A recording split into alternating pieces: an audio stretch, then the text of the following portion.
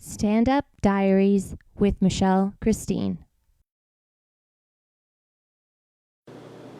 Hello, and welcome to Stand Up Diaries, entry 161, and this one's called It's Moving Time, and I have like a little, it's my attempt at drawing a little suitcase. I'm really bad at that kind of stuff, because today is actually the last day. It's August the 31st.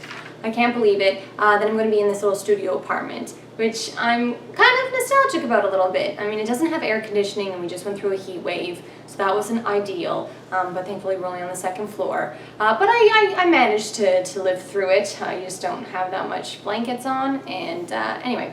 But I'm going to move, it's about a 5-minute walk from where I'm living right now.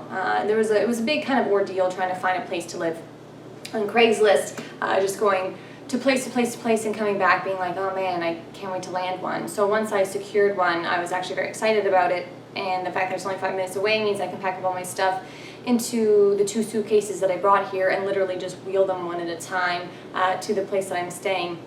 And at first it was going to be like $1,200 a month for each month, which is a bit pricey for sure, but the neighborhood is safe. I'm starting to actually get paychecks. My first paycheck was on Friday, so that was very exciting. And also, the guy that I'm going to be subletting from, initially he was going to just kind of sublet the 1-bedroom apartment and be gone, but then he's like, oh, I'm actually going to be staying a little bit into September. Do you mind if I kind of stay in the living room and you stay in the bedroom, and we'll make the rent $900? And I was like, yeah, okay, sure, no worries. And then he just got back to me a few days ago and was like, oh, shooting got delayed a little bit farther. I'm going to be there for most of September, so why don't we just do like half and half? And you pay $600 and I pay $600. And I was like, great, $600, that sounds exactly what I'm looking for. Because right now I have to find things that are shorter term because I'm not exactly sure what's happening with Dean. So hopefully over the next 2 months that will become clearer. And then kind of go from there, because I'm not really wanting to commit to a year lease right now.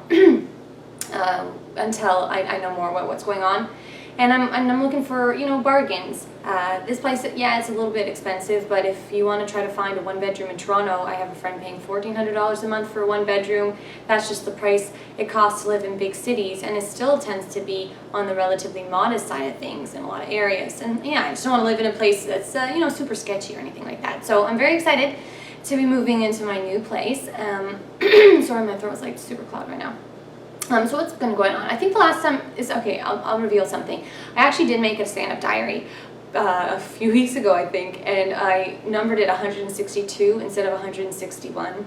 So I uploaded it and then I deleted it because, I mean, this is a really professional organization that I'm running here right now, as you can tell, with the lighting and the acting and the design. The set design is fabulous. And the script is just so polished. But no, when I saw them 162 instead of 161, and I'm showing it and stuff, I'm like, I just can't do it. So I was like, no, it's coming off, and it took me a while to get the next one going, because I did start my job. So that's been good. And I've been building. The first week I kind of sucked at it a lot, and then now this week I'm doing much better. Sometimes I forget. I like to be good at something, and if I'm not good at something right away, I get really down on myself. One of my coworkers is just like, yo, it's your first week. My first week I was also a little bit like, how do I do everything? How do I say things? How do I accomplish this? He's like, don't worry about it. It's all going to come to you. And the past couple of days I've felt that a lot more. So I'm very, very stoked about that. And also, obviously going to a lot of open mics.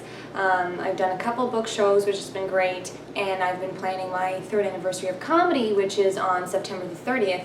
So I was kind of shopping around for venues, and I found a venue, and it's called Echoes Under Sunset. It's on Glendale Boulevard, and it's a really kind of cool little space. It's got a separated space where you order the drinks and everything like that, which is like what the Ossington was. And then you go through a curtain, and then there's like some brick on the wall, and there's a stage and a sound system. And it's not like super huge, which is not what I would want. I want kind of something cozy and intimate. And I planned the poster actually, so that's really fun. I showed the poster. Actually, I'll probably print the posters and poster them and then make a diary so I can show. But yeah, the posters were great. Wojtek did it all the way from Doha, which is super cool. I got a photo shoot done. I found a guy on Craigslist, talked him down on price a little bit, because I was reading this book called Tesla, SpaceX, and the Quest for a Fantastic Future.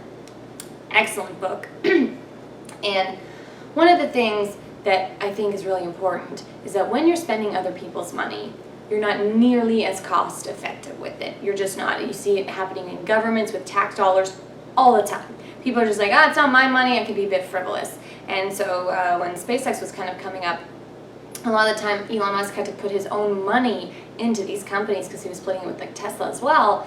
And so the kind of negotiating to try to get prices down was so paramount in his companies. Watching what you spend, paying people well, but not exorbitant amounts of money, and just kind of really managing money so that every dollar goes as far as it can.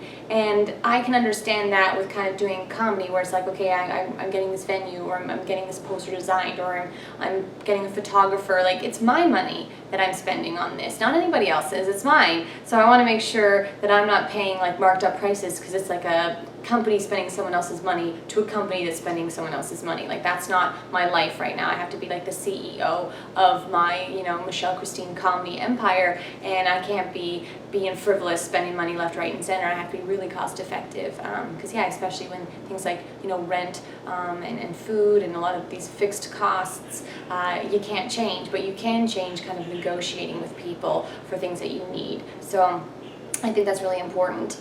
So I've been very excited to plan this. I'm going to headline it, and I was thinking about doing kind of like a hybrid format where I kind of like open the show a little bit, like not for a long time, but just be like, thank you for coming and welcome, because I really love starting things off. Like I did comedy specials at the Comedy Bar, and I used to host them, but then I headlined them, and some people were like, we really liked when you hosted them too, because you just kind of are a natural welcomer. And so I think that I'll kind of take that feedback and kind of start off the show.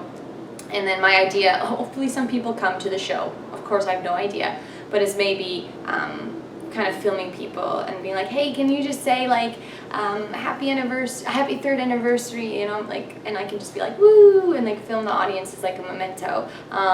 If there's 3 people there, whatever, they're 3 hearty fans, and I appreciate each and every one of them. So yeah, that I'm looking forward to in just over a month. And I guess just trying to find that balance between full-time job and comedy. It's not easy. I'm tired a lot. The bus, me and the bus are best friends. We're besties right now, and I take it all the time because I don't really want to invest right this moment in a car or a motorcycle, and it does take long. So when I do have a car or a motorcycle, I really appreciate it, because sometimes I'll be at a show and I'll be like, okay, I want to do the 11 o'clock show at Flappers in Burbank to end off my night, and then I look and it's like, bus arrives in 59 minutes, and then the trip is an hour, and then I don't have 2 hours to get the show, I have 1 hour to get to the show, and I don't want to be going broke taking Ubers everywhere. So it is a balance. I maybe can't do as many shows as I would like to do, if I had some wheels, but that's just a sacrifice that I have to make in order to, stay afloat and have the money to invest in certain marketing materials for my show, or food and rent, like I said, all those wonderful things that keep me from living in a car that I do not have. Anyways, this has been your next edition of Stand Up Diaries. The next one will be from my new digs.